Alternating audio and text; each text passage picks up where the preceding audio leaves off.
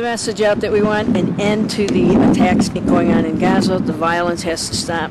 There needs to be an immediate ceasefire and an end of the siege on Gaza. Further, we insist that the U.S. stop funding the violence in Gaza. Well, I think there'll be several groups, including the Women's International League for Peace and Freedom, the American Friends Service Committee, the Catholic Peace Ministry, I believe the Islamic Center, people from the Islamic Center. The Israeli narrative is well known in this country, and we think people need to hear the Palestinian story and the truth about what's happened there and what the history is and what's the root of the violence today.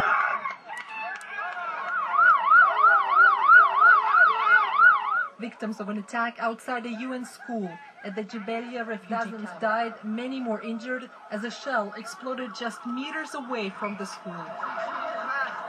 More evidence, nowhere is now safe in Gaza. When you see the kind of extreme and hostility coming from the Israeli military onto the people of Gaza, it's creating an awareness about the humanitarian disaster there and the rising death toll, and it's so disproportionate to anything that has happened from Gaza. Children were once again among the dead, and the UN is now calling for an investigation. I spoke with Senator Harkin's office today, and part of his statement was Israel has a right to defend itself. Well, we think that needs to be taken apart. If Israel has a right to defend itself, does Palestine, or do we need all sides to stop the weaponry, to put down their weapons? That's what our call is, that everybody puts down their weapons. And if one side has a right to defend, nobody knows where it started. And certainly the occupation, the enclosure, the siege, the humanitarian disaster that's unfolding for the Palestinian people, that has to be looked at as the root of this problem. But I know the people in Gaza have been squeezed into a very small area. I don't know how they could avoid civilians if they wanted to, and it's not to suggest they want to, but it's such a small area. I don't know where people can hide if they want to, and if Israel is trying to be selective, well, then they need to open those gates and let people out. We gave, long before this conflict, all of the GPS coordinates of all of our installations in Gaza to the Israelis. Our installations are clearly marked as UNRWA installations. What we want is a full investigation, an impartial investigation into these killings.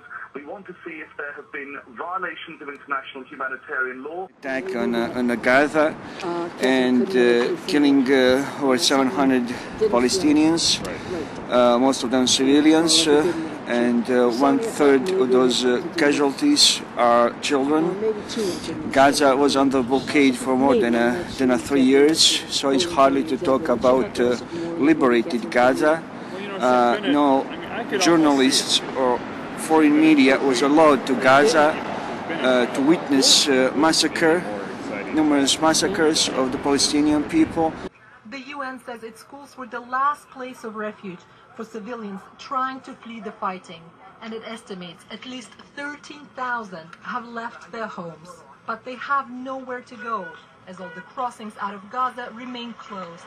We're asking for the United States to stop funding Israeli war machine and to take more unfair balance in approach of getting this conflict into peaceful and justifiable resolution. All across the Strip, Israeli forces kept shelling what they said were Hamas-affiliated buildings. But once again, residential areas were hit in what's the most crowded place on earth. Israel insists it's not targeting civilians, and its strikes are accurate. But as the death toll rises and schools get hit, Israel may find it that much harder to explain its actions and defend its offensive to the outside world.